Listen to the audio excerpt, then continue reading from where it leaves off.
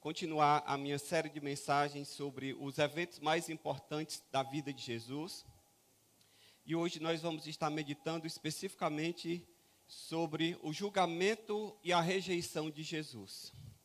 Então, abra comigo a sua Bíblia no Evangelho de Mateus, no capítulo 26. Nós vamos ler um texto um pouco longo, mas que é necessário para que a gente possa entender tudo aquilo que vai ser dito. Diz assim a palavra do Senhor. Mateus 26, 57. E os que prenderam Jesus o levaram à casa de Caifás, o sumo sacerdote, onde se haviam reunido os escribas e os anciãos. Pedro o seguia de longe até o pátio do sumo sacerdote. E tendo entrado, assentou-se entre os servos para ver como aquilo ia terminar. E os principais sacerdotes e todo o sinédrio procuravam algum testemunho falso contra Jesus, a fim de o condenarem à morte. E não acharam, apesar de terem sido apresentadas muitas falsas testemunhas falsas. Versículo 1 do capítulo 27. Ao romper o dia, todos os principais sacerdotes e anciãos do povo entraram em conselho contra Jesus, para o matarem. E amarrando-o, levaram-no e entregaram ao governador Pilatos. Então Judas, que o traiu, vendo que Jesus havia sido condenado, tocado de remorso, devolveu as 30 moedas de prata aos principais sacerdotes e aos anciãos, dizendo: pequei, traindo o sangue inocente. Eles, porém, responderam: que nos importa? Isso é com você. Então Judas, atirando as moedas de prata para dentro do templo, retirou-se e se enforcou. E os principais sacerdotes, pegando as moedas, disseram: não é lícito colocá-las no cofre das ofertas, porque é preço de sangue. E tendo deliberado, compraram com elas o campo do oleiro, para cemitério de forasteiros. Por isso, aquele campo é chamado até hoje, até o dia de hoje, campo de sangue. Então se cumpriu o que foi dito por meio do profeta Jeremias. Pegaram as 30 moedas de prata, preço que foi estimado aquele a quem alguns dos filhos de Israel avaliaram, e as deram pelo campo do oleiro, assim como me ordenou o Senhor. Jesus estava em pé diante do governador, e este o interrogou, dizendo: você é o rei dos judeus? Jesus respondeu: o Senhor está dizendo isso. E sendo acusado pelos principais sacerdotes e pelos anciãos, Jesus nada respondeu. Então Pilatos perguntou: não está ouvindo quantas acusações fazem contra você? Mas Jesus não respondeu nenhuma palavra, a ponto de o governador ficar muito admirado. Ora, por ocasião da festa, o governador costumava soltar ao povo um preso, conforme eles quisessem. Naquela ocasião, eles tinham um preso muito conhecido chamado Barrabás. Versículo 19. E estando Pilatos sentado no tribunal, a mulher dele mandou dizer-lhe: não se envolva com esse justo, porque hoje, em sonho, sofri muito por causa dele. Mas os principais sacerdotes e os anciãos persuadiram o povo a que pedisse Barrabás e condenasse Jesus à morte. De novo, o governador perguntou: qual dos dois vocês querem que eu solte? Eles responderam: Barrabás. Pilatos lhes perguntou: que farei então com Jesus, chamado Cristo? Todos responderam: que seja crucificado. Pilatos continuou: que mal ele fez? Porém, eles gritavam cada vez mais: que seja crucificado. Vendo Pilatos que nada conseguia e que, ao contrário, o tumulto aumentava, mandou trazer água e lavou as mãos diante do povo, dizendo: estou inocente do sangue deste homem. Fique o caso com vocês. E o povo todo respondeu: que o sangue dele caia sobre nós e sobre os nossos filhos. Então Pilatos lhes soltou Barrabás e, depois de mandar açoitar Jesus, entregou para ser crucificado.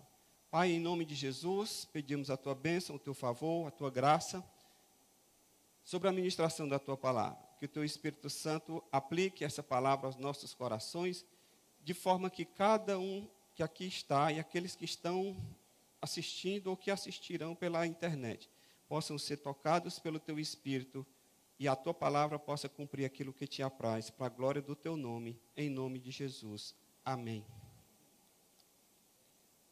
Você se considera uma pessoa íntegra? Como é que você age ou você reage nas suas relações, tanto com as pessoas quanto com Deus? O fato é que nós estamos vivendo num mundo caótico. E nesse mundo caótico em que nós estamos vivendo, parece que esse assunto de integridade ele está bastante restrito ao campo das discussões filosóficas. Por quê? Porque no dia a dia, onde as notícias que a gente tem e que a gente observa, geralmente é de pessoas tomando decisões erradas, fazendo escolhas erradas. Parece que quando uma pessoa toma uma decisão certa, age de forma íntegra, parece que um ET, é motivo de notícia última no Jornal Nacional, aquela boa ação, aquele camarada que encontrou aquela carteira e que devolveu com todo o dinheiro, e todo mundo fica, embasbacado diante de tamanha integridade.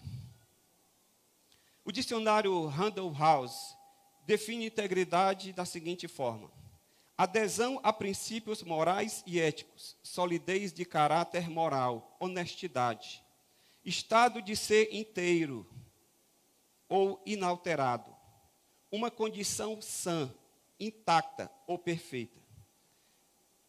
Quando a gente olha só para o conceito em si, é meio complicado a gente definir integridade com base nesse conceito na nossa vida cotidiana, nas nossas relações, no nosso dia a dia. Então, para a gente tentar simplificar, eu vou trazer aqui um conceito de integridade, que eu acho que fica mais fácil de você gravar. Podemos dizer que ser íntegro é sempre fazer a coisa certa, mesmo quando ninguém está olhando, e mesmo quando a escolha não é fácil. Então, ser íntegro é você fazer a coisa certa, mesmo quando ninguém está lhe observando, e mesmo quando aquilo que você tem que fazer não é fácil. É permanecer fiel a você mesmo e à sua palavra, mesmo quando se depara com sérias consequências pelas escolhas que está fazendo. Isso é ser íntegro. No texto que nós lemos há pouco, é possível a gente aprender um pouco sobre integridade, observando o desfecho nos momentos finais do ministério de Jesus. E nós podemos observar e aprender sobre integridade olhando as atitudes dos diversos personagens envolvidos aqui nesse drama. Nós veremos um pouco sobre Judas, que foi um dos seus discípulos, um pouco sobre os sacerdotes e o sinédrio, que representavam o poder religioso. Nós veremos um pouco de integridade sobre a vida de Pilatos, que era o governador romano, que representa aqui, no caso, o poder político.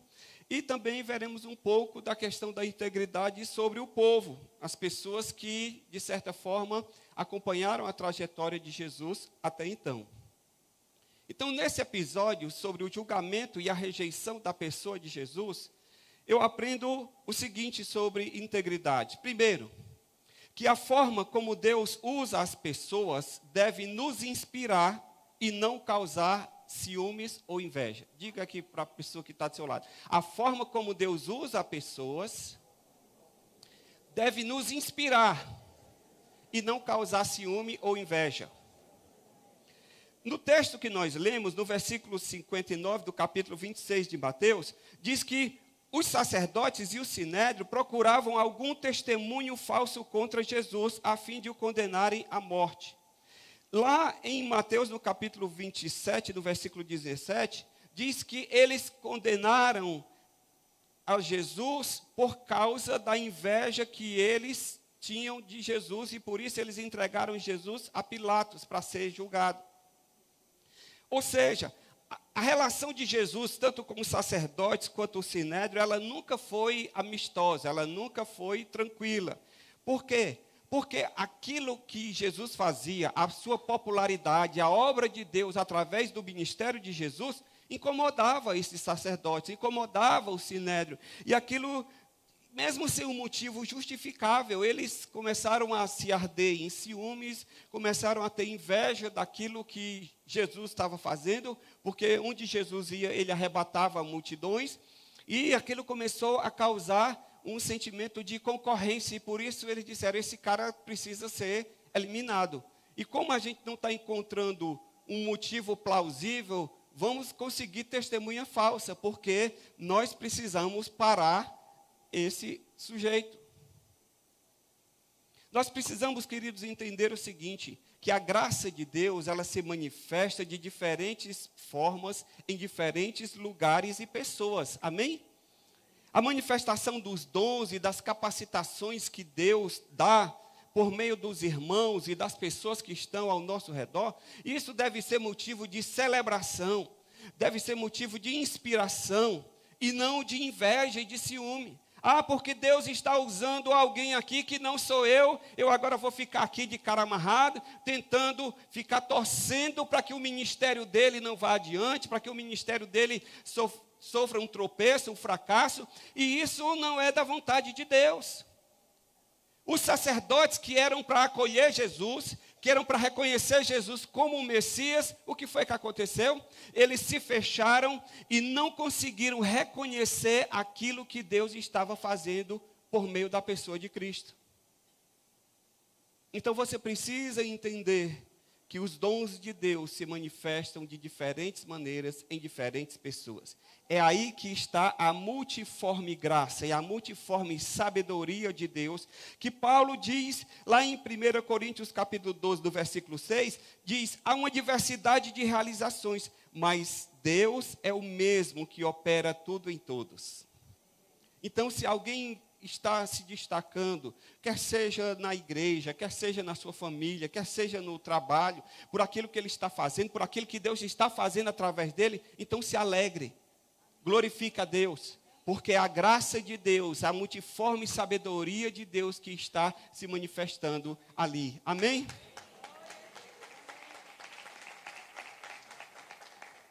Segundo, nesse episódio sobre o julgamento de Jesus, eu aprendo sobre integridade o seguinte, que independente da nossa integridade, nós nunca seremos unanimidade entre as pessoas. No versículo 27 de Mateus, no capítulo 27, no versículo 1, diz que os sacerdotes, eles entraram em conselho contra Jesus. Irmãos, analise um pouco a vida de Jesus. Durante o seu ministério, Jesus anunciou o evangelho, curou enfermos, libertou pessoas cativas, ressuscitou mortos, alimentou famintos, ensinou e praticou o amor. Jesus só fez o bem, Jesus só amou, Jesus só cuidou, Jesus só esteve junto às pessoas que inclusive os próprios religiosos rejeitavam. No entanto, o que foi que aconteceu? Um grupo, uma quantidade de pessoas acabou dizendo, não gostamos dele, temos que eliminar esse sujeito, ele deve ter segundas intenções, ele deve estar fazendo isso porque ele quer arrebanhar as pessoas para se levantar contra o Império Romano, para promover uma sedição, para promover aqui um levante. E aí você precisa entender que por mais que alguém faça, por mais que você faça, você nunca vai conseguir unanimidade entre as pessoas. Jesus não conseguiu, Jesus nem buscou unanimidade, mas Jesus não teve unanimidade e não sou eu e nem você que teremos. Então você tem que parar de ficar se preocupando em agradar todo mundo. Tem gente que vive assim, ela não consegue dizer não, ela não consegue se impor, porque ela quer sempre agradar. E é impossível você agradar. Querido, você não vai conseguir unanimidade. Você não vai conseguir ter todo mundo a seu favor. Às vezes você, na ânsia de ajudar, ajuda e ainda arranja um inimigo. Alguém já passou por essa situação? Por quê? Porque as pessoas são assim mesmo. São difíceis. Você precisa entender o seguinte, não é a opinião das pessoas que vai definir o seu caráter. você precisa entender quem você é diante de Deus, para que você não fique dependendo da opinião dos outros. Nunca vai haver unanimidade. Então pare de ficar tentando, se esforçando para ser popular. Você não precisa ser popular, você precisa ser íntegro. Entende? Em momento nenhum, Jesus saiu em sua defesa. Pilatos disse, rapaz, fale alguma coisa aí, pelo menos deu um argumento aqui para eu poder usar a seu favor. Porque está difícil. E Jesus calado estava, calado ficou. Porque ele não estava ali para se promover, ele não estava ali para se defender. Quando você tenta se defender, você se defende. Agora, quando você entrega a Deus, Deus te defende. E é assim que a gente precisa entender. Então, fique tranquilo, você nunca vai conseguir unanimidade, e nem queira isso. Procure sim ser íntegro, procure ser fiel, procure fazer aquilo que você entende que a palavra de Deus diz para você fazer, e o restante você entrega nas mãos de Deus. E a vida segue, e a carruagem passa, e os cães ladram. Terceiro, o que é que eu aprendo nesse episódio sobre a questão da integridade? Que aquilo que é conquistado de forma ilícita não pode ser desfrutado licitamente. Aquilo que se consegue de forma ilícita não se consegue desfrutar licitamente.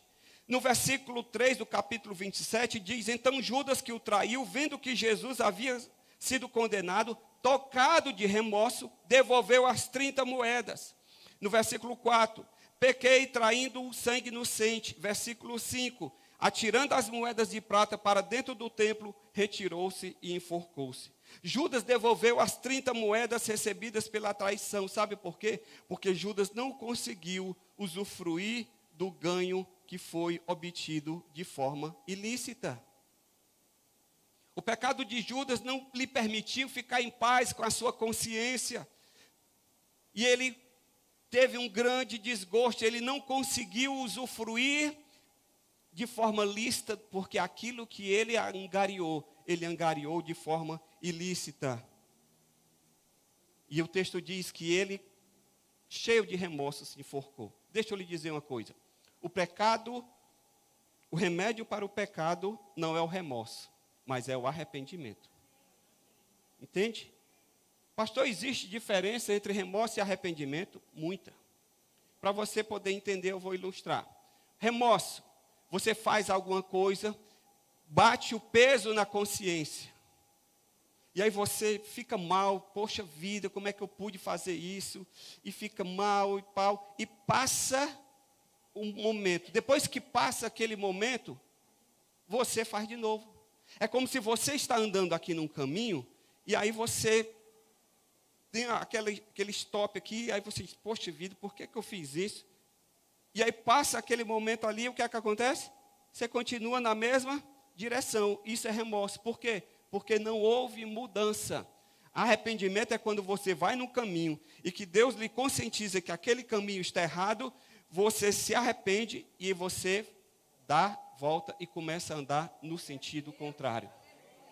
É isso que Deus espera de você. Por que Judas não teve um destino diferente? Porque ele não encontrou espaço para arrependimento. Ele apenas teve remorso. Remorso não muda a vida. Remorso não transforma. Remorso não causa diferença na vida da pessoa que tem e muito menos na vida das pessoas com quem ela convive.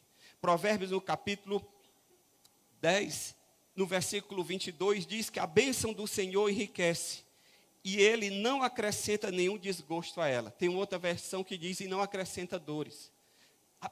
Quando você obtém algo que é bênção de Deus, aquilo é alegria, aquilo é gozo, aquilo é desfrute. Por quê? Porque a bênção de Deus, ela enriquece e ela não acrescenta dores. Você não fica mal, você não fica desgostoso, ao contrário, você sente uma sensação de realização, de alegria. Por quê? Porque foi Deus quem deu. Agora, quando você obtém algo que você conquistou de forma ilícita, você pode até conseguir aquilo ali e manter aquilo como um patrimônio, como um bem para a sua vida. Mas você nunca vai desfrutar de forma lícita, porque você, quando olhar para aquilo, você vai saber a forma como você conquistou. E aquilo vai sempre ter, aqui igual adoçante, aquele travozinho no final.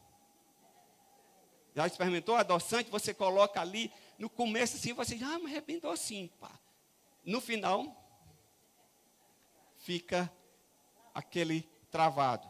Então, ganho de forma ilícita. Não se desfruta de forma lícita. Fez algo errado, se arrependa. Porque a Bíblia diz em Provérbios 28:13. Quem encobre as suas transgressões jamais prosperará, mas o que confessa e abandona alcançará misericórdia.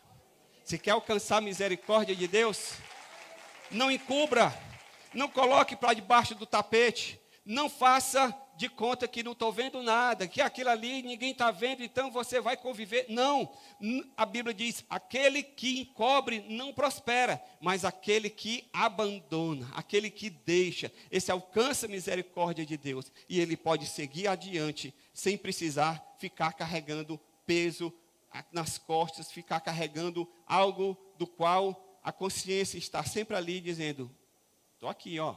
Porque Satanás, ele é mestre em acusação. Um dos nomes dele é acusador dos irmãos. Então, deixa eu lhe dizer, se você não quer viver debaixo de acusação, seja íntegro, seja inteiro. Amém? Quarto, o que é que eu aprendo sobre integridade aqui desse episódio do julgamento de Jesus? Que nossa vida deve ser guiada por convicções e não por conveniências. No versículo 24 do capítulo 27, vendo Pilatos que nada conseguia, e que, ao contrário, o tumulto aumentava, mandou trazer água, lavou as mãos diante do povo, dizendo, estou inocente do sangue deste homem, fique o caso com vocês. Como a gente sabe, o Império Romano, ele dominava, na época, aquela geografia ali de Israel. Eles estavam vivendo debaixo do jugo do Império Romano, que sucedeu ao Império Grego. E uma das exigências do imperador César para os seus governadores era que os governadores mantivessem aquela região que estava debaixo da sua jurisdição de forma tranquila, pacífica, sem rebelião, sem confusão. Nada de confusão, vamos manter aí, está aqui a guarda, está aqui os soldados, qualquer motim abafa. Entre vocês, que vocês convivam harmoniosamente, tudo visando o quê? O bem do Império Romano e a manutenção da sua glória. Em outras palavras, a ordem era, não quero saber de confusão, segura aí a onda e vamos em frente. E esse entendimento fez com que Pilatos, quando acordou, próximo à festa da Páscoa, em que Jerusalém estava apinhada de pessoas, porque a população triplicava, no mínimo, porque vinha gente de todos os lugares para celebrar a festa da Páscoa, que era a festa mais popular do povo de Israel, porque celebrava o tempo em que o povo saiu escravo do Egito. Então, o judeu ele já vinha com aquele sentimento de liberdade para Jerusalém. Então, aquilo ali, para qualquer confusão se transformar num motim, numa rebelião, era um pavio de pólvora ali, cheio de qualquer coisa poderia ser o estupim daquele problema. Então, quando o povo vem, os sacerdotes, trazendo uma demanda que era religiosa, não era política, mas para poder Pilatos entender e pegar o caso, ele disse, não, esse Jesus aí está dizendo que é contra o imperador romano, que não vai dar nada a César e que ele é rei dos judeus. E aí, Pilatos, resolva aí, porque é um camarada que está se levantando contra o Império Romano. E aí Pilatos, então, tenta administrar. E aí, por isso que ele vai tanto e vem. Jesus, diga aí alguma coisa. O que é que estão lhe acusando? Aí ele vai para o povo e diz, eu não estou encontrando nada de errado nele. E aí Pilatos fica entre, como a gente diz, entre a cruz e a espada. Fica tentando conciliar. Mas como ele não consegue, e o texto diz que o tumulto estava aumentando, o que foi que ele fez? Mesmo sem observar nada que condenasse a Jesus, o texto paralelo de Marcos 15:15 diz que Pilatos, querendo contentar a multidão, lhe soltou Barrabás e condenou Jesus. Sabe por quê? Porque Pilatos estava mais preocupado em fazer a coisa segura do que fazer a coisa certa. Eu vou repetir. Pilatos estava mais preocupado em fazer a coisa segura do que fazer a coisa certa. O que era fazer a coisa segura? Acabar com a rebelião, acabar com o motim, acabar com a confusão. E disse, se para acabar com a confusão eu condeno Jesus e eu solto Barrabás, então pronto, que assim seja. Porque ele não estava preocupado em fazer a coisa certa. Por quê? Porque ele não estava guiando a sua vida por convicções, ele estava guiando a sua vida por conveniências. Quando a gente guia a nossa vida por conveniência, querido, o que é que acontece? A gente começa a fazer concessões, a gente começa a fazer coisas que não são corretas, mas que são seguras, que não vão nos incomodar, que não vão trazer nenhum problema para nós. E aí a gente começa a agir dessa forma. Ei, deixa eu lhe dizer, você não foi chamado para agir por conveniências, você foi chamado para agir por convicções. Amém? Ser sal e luz. Como cristãos, nós somos chamados a andar em retidão e fazermos aquilo que é correto, não aquilo que é conveniente. O salmista, lá no Salmo 15, no versículo 1, ele falando sobre as pessoas que habitarão no templo de Deus. Ele diz, quem habitará, Senhor, no teu santo templo? E aí ele começa a enumerar as pessoas que habitarão. E ele diz assim, versículo 4, aquele que jura e cumpre o que prometeu, mesmo com prejuízo próprio. Ou seja, aquela pessoa que mantém a sua palavra. Aquela pessoa que diz sim, sim. O sim dela é sim. Ela não diz sim dizendo que é não. Ou ela não diz não dizendo que é sim. Aquele que mantém a sua palavra mesmo em prejuízo. É muito comum hoje, por exemplo, você anuncia um produto e aí chega alguém e diz, eu vou querer o produto. Aí você diz, ok, está vendido. Aí chega um outro e diz, rapaz, eu vi esse anúncio aqui, ele disse, não, já vendi. Ele disse, não, mas eu dou mais. Ele, eu preciso, eu quero esse produto, eu dou um pouco a mais. Ele disse, espera aí que eu vou resolver. Fulano, eu fechei contigo, mas não, aconteceu um problema aqui, não vai dar certo não. Manter um negócio. Por quê? Porque surgiu uma oportunidade de um ganho maior. O que é que o texto diz? Aquele que é íntegro, cumpre o que prometeu, mesmo com prejuízo próprio. Meu irmão, eu dei a palavra, está dada. Não importa se eu vou perder ou vou deixar de ganhar, eu vou manter a minha palavra, porque o meu compromisso é andar em integridade. E isso é raro. E isso está cada vez mais difícil. Por quê? Porque a gente está vivendo num mundo de levar vantagem em tudo. Lembra a velha lei de Gerson? Para os antigos aqui lembram, mas os mais novos não lembram. Na década de 70, Gerson, o canhotinho de ouro da seleção brasileira, entreguei minha idade. Eu tinha só 4 anos na época, eu também não acompanhei, mas eu via quando criança, ele fazia umas propagandas, se eu não me engano, se era Hollywood, era alguma coisa, que no final ele dizia que eu usava aquele produto porque eu gosto de levar, Presto Barba? Estão me dizendo que era Presto Barba. E no final, ele dizia, porque eu gosto de levar vantagem em tudo. Então se estabeleceu a lei de Gerson, de se tentar ganhar as coisas, de se levar vantagem em tudo. E para isso se compromete a palavra dita. Pilatos agiu assim, ele disse, não, eu preciso manter a paz aqui, eu preciso manter o meu cargo de governador. Se para isso eu precisar condenar um inocente e soltar um bandido, qualquer coincidência com a realidade é mera coincidência? Então, vamos fazer. Vamos fazer.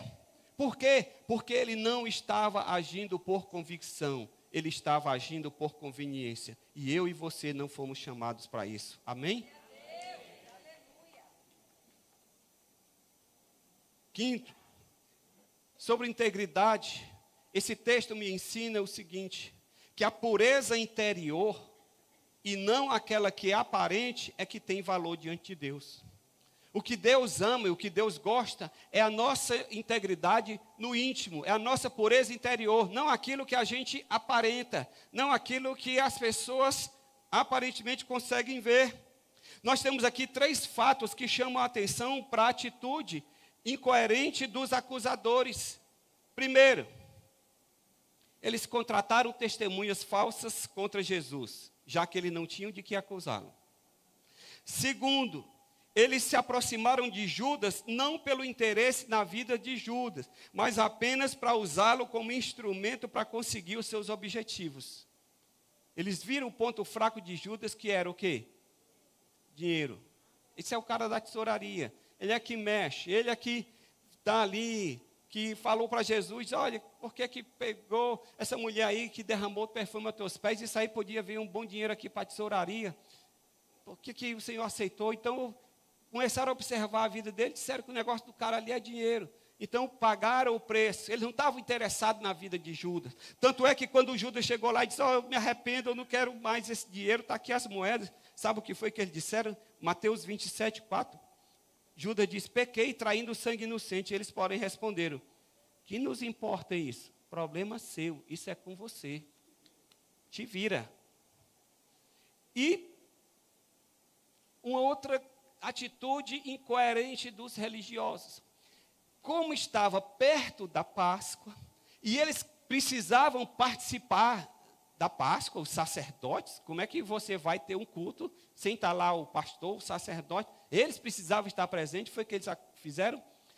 Pegaram, mandaram uma delegação levando Jesus para entrar lá no palácio do governador Pilatos, porque eles, para manter cerimonialmente puros, eles não podiam entrar lá no pátio dos gentios, lá da casa do governador, para não se contaminarem. Queridos, olha a incoerência. Como é que eu levanto testemunha falsa? Como é que eu contrato um cara para trair a Jesus? Como é que eu estou acusando Jesus de algo que não quero nem me contaminar cerimonialmente? Tudo isso para poder eu chegar lá no dia da celebração da Páscoa, como sumo sacerdote, vestir aquela roupa branca, e estar lá ministrando como se nada estivesse acontecendo. Como se Deus estivesse ali, olhando só aquilo que era exterior e não vendo o coração. O que agrada a Deus não é a nossa aparência exterior de santidade, de pureza, porque isso é reputação. Reputação é o que as pessoas veem, é como as pessoas veem a gente, é como elas acham que nós somos, e caráter é o que de fato nós somos. O que Deus olha é o caráter, não a nossa reputação.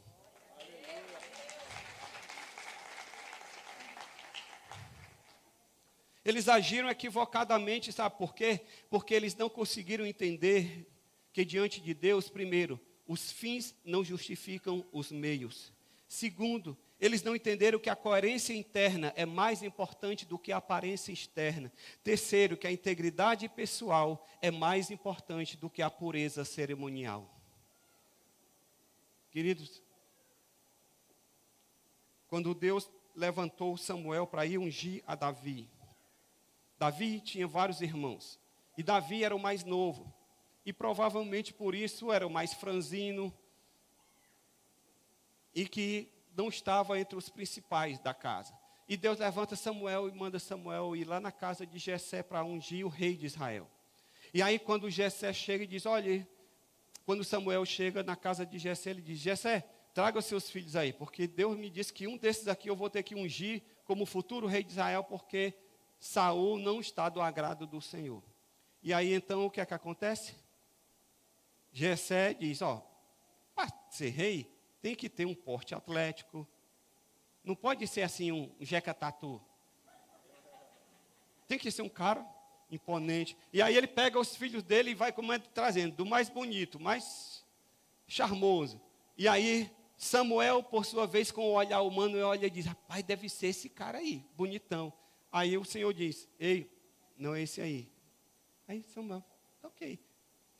O próximo, e assim vai, e passa todos, e ele pensando que era, e não tem mais nenhum. Deus disse, não é esse aí. Aí ele disse, e agora? Você não tem mais nenhum filho, não? Ele disse, tem. O magrelinho está lá no campo, sardento, dizem que ele era sardento e ruivo. Pois mande buscar, porque Deus disse que eu ia ungir um rei, então eu não posso sair daqui sem cumprir a missão. Quando chega, ele olha e diz, não acredito. É esse aí. E aí Deus confirma para ele, é esse aí, em 1 Samuel 16:7. Porém o Senhor disse a Samuel, porque o Senhor não vê como o ser humano vê. O ser humano vê o exterior, porém o Senhor vê o coração.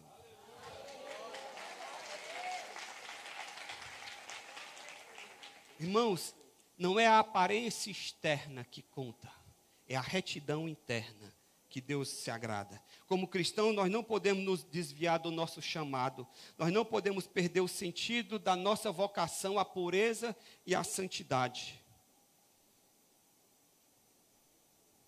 Por isso que Paulo fala lá em Efésios 4:1, por isso eu, prisioneiro do Senhor, peço que vocês vivam de maneira digna da vocação a que foram chamados. Eu fui vocacionado, você foi vocacionado. Como assim? Vocacionados a servir a Deus. E uma das coisas que Deus quer é que nós andemos em retidão na sua presença. E por último, nesse episódio da prisão de Jesus, eu aprendo que em relação à pessoa de Cristo, não há lugar para neutralidade. Nós não podemos passar por Jesus. Nós não podemos saber de Jesus e nos mantermos neutros. Em João, no capítulo 18, versículo 37, uma passagem paralela, Pilatos diz assim, Pilatos perguntou, então você é rei? Jesus respondeu, o Senhor está dizendo que eu sou rei. Eu para isso nasci e para isso vim ao mundo, para quê? A fim de dar testemunho da verdade. Todo aquele que é da verdade ouve a minha voz. Jesus está dizendo o quê? Diante de mim não tem como haver neutralidade. Se você é da verdade, você vai ouvir a minha voz. Se você não ouvir a minha voz, é porque você então não é da verdade. Mas neutro você não vai poder ficar.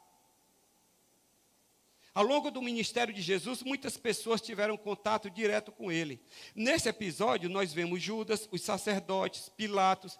Cada um deles teve um contato próximo a Jesus. Mas nenhum deles abriu o seu coração para poder receber o entendimento e lhes resplandecer a luz do Evangelho. Ou seja, eles tiveram a oportunidade de estar com Cristo, de andar com Cristo, de conhecer a Cristo. Mas eles simplesmente fecharam o coração e rejeitaram a Jesus. Como assim, pastor?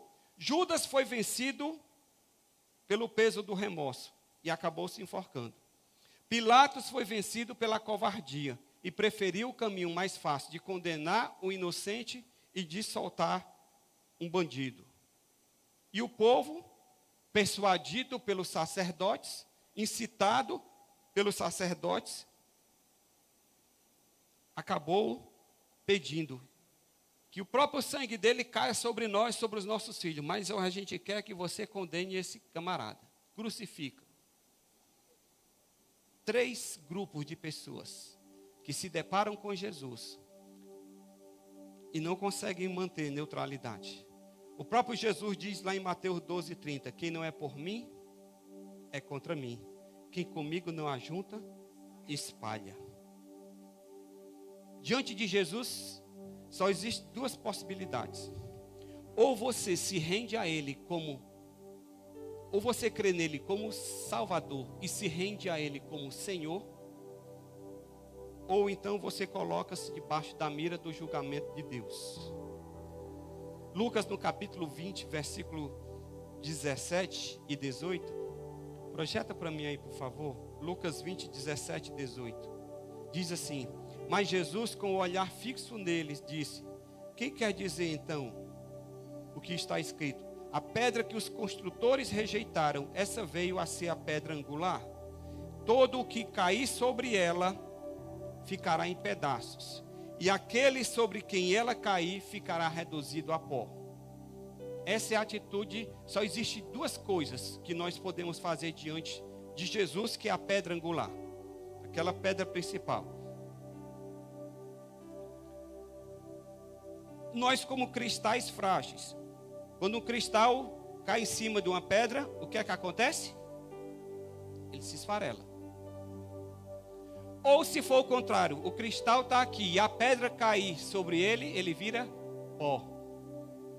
Diante de Jesus só tem essa possibilidade. Ou nós nos jogamos diante dele e nos quebramos como vaso na mão do oleiro e saímos quebrados para que ele possa reconstruir a nossa vida. Ou então o julgamento de Deus ao final cairá sobre nós e nós seremos reduzidos a pó. Mas neutralidade não tem como. Minha pergunta para você é o seguinte: o que é que você quer ser? Apocalipse, do capítulo 21, do versículo 8, enumera os tipos de pessoas que serão lançadas no lago de fogo. E os primeiros da lista, sabe quem são? Os covardes. E os segundos são os incrédulos.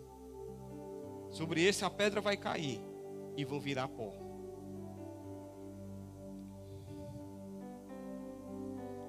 Diante daquele dia, quando Jesus vier, que ele diz que ele vai separar ovelhas e cabritos. À sua direita, ele vai colocar as ovelhas. À sua esquerda, ele vai colocar os cabritos.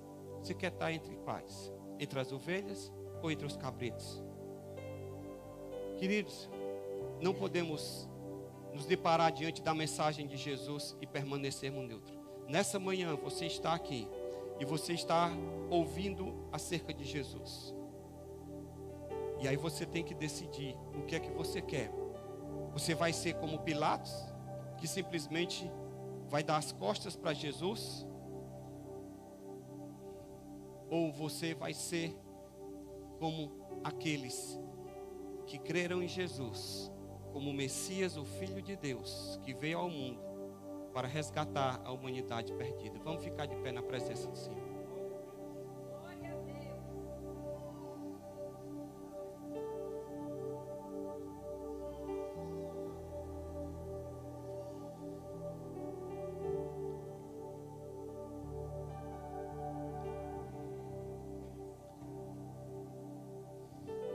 Nós temos um chamado a andar em integridade, a seguir a Jesus, a não procurarmos popularidade, a não procurarmos as nossas conveniências pessoais, mas a andarmos com o Senhor, custe o que custar.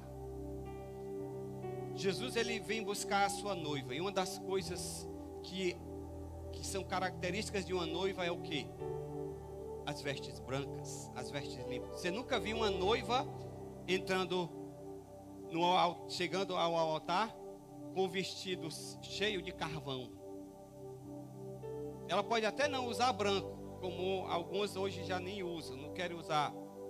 Mas uma noiva, pelo menos o que se espera de uma noiva, é que ela chegue aciada à cerimônia, limpa. Jesus, ele vem buscar uma noiva, vem buscar a sua igreja. E ele quer, no meio dessa lama que nós estamos vivendo no mundo, de tantos valores corrompidos e contrários à sua vontade e à sua palavra, ele quer encontrar aqueles que decidiram não se corromper com as iguarias do rei.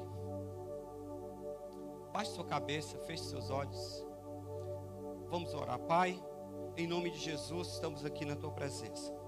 E te pedimos a ti, Espírito Santo, que tu ministre a tua palavra aos nossos corações. Que essa palavra possa, Senhor, falar profundo às nossas vidas. De forma, Senhor, que cada pessoa que aqui está e aqueles que estão assistindo pela internet possam ser agora tocados, visitados pelo teu Espírito, para que possam vir à tua presença e a semelhança de Jesus andar em integridade neste mundo. Enquanto as cabeças estão baixas, eu queria nesse instante orar por você que quer nessa manhã assumir um compromisso diante de Deus, de andar em integridade, em santidade, em justiça, andar para fazer a vontade de Deus, mesmo quando ninguém está olhando, mesmo quando não é a coisa mais fácil a fazer. Você quer dizer: Senhor, eu quero andar em santidade, em integridade na tua presença. Sai do seu lugar que eu quero orar com você. Tu és o bom, bom Pai. Quem tu és, é quem tu és. Aleluia. É quem tu és. Eu sou amado por ti. Quem eu sou, É quem eu sou, quem eu sou. bom Pai. É quem tu és, Você entende que você foi chamado para andar é quem tu em novidade de vida, sou amado por que tem que haver uma diferença quem eu sou. entre a sua vida e a vida daqueles que não creem. Não pode ser igual. Eu sou, és perfeito em tudo que faz, és perfeito em tudo que faz, és perfeito em tudo que faz. Não há como manter neutralidade. Você precisa se posicionar nesta manhã. Se tu és perfeito em tudo que faz, és perfeito em tudo que faz, és perfeito em tudo que faz pra nós. Tu és o bom Pai. Pai amado, eis-nos aqui, Senhor, eis aqui a tua igreja, teu povo, teus filhos, que entenderam nessa manhã, Senhor, que o teu caminho é mais estreito, é mais apertado, mas é o melhor caminho a seguir. Estamos aqui, Senhor, porque nós não queremos estar entre a multidão que não conhece o Senhor, entre aqueles que se dizem e que não são. Mas nós queremos verdadeiramente ser contado não entre os cabritos, mas queremos ser contado entre ovelhas do teu pasto. Nós somos ovelhas tuas, tu és o nosso pastor, não apenas para suprir nossas necessidades. Nós não queremos apenas dizer que o Senhor é nosso pastor e nada nos faltará. Nós queremos em tudo na nossa vida que o Senhor seja o nosso pastor, o nosso guia, o nosso norte, o nosso referencial, a bússola que nos aponta o caminho em que devemos andar. E que mesmo diante de circunstâncias e situações desconfortáveis ou desfavoráveis, nós queremos fazer a escolha certa de andar no centro da tua vontade. Nós não queremos estar à mercê da opinião dos outros, daquilo que os outros acham e dizem que temos que ser. O nosso padrão é Jesus, o nosso padrão é o Senhor. Oh meu Deus, nos ajuda nessa manhã para a glória do teu nome. Traz arrependimento por alguma atitude errada. Nós não queremos estar aqui, Senhor, cheio de remorso. Queremos nos arrepender diante de Ti, para que, Senhor, a nossa vida encontre misericórdia e que não fique presa, Senhor, no pecado e na injustiça. Se você também está aqui nessa manhã e você nunca fez uma oração de confissão, declarando Jesus como Senhor e Salvador da sua vida, como dissemos há pouco, não tem como ter neutralidade diante de Jesus.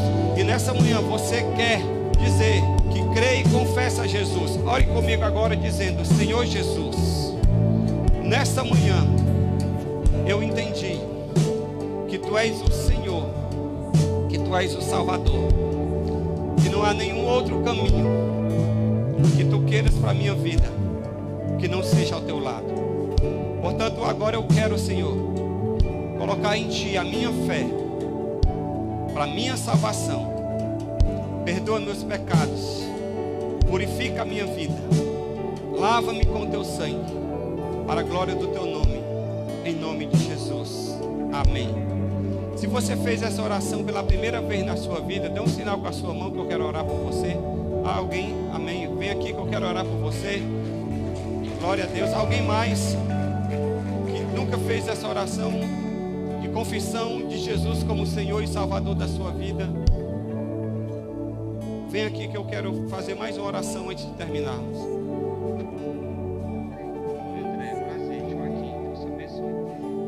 Nós vamos orar e eu quero que você diga comigo: Senhor Jesus, a minha vida eu entrego a Ti. Receba, Senhor, todo o meu ser, porque a partir de hoje eu quero andar na Tua vontade. Seja o meu Senhor e o meu Salvador pessoal, para a glória do Teu nome. Escreve o meu nome no livro da vida, para nunca mais ser apagado. Amém. Amém. Glória a Deus. Amém. Aleluia.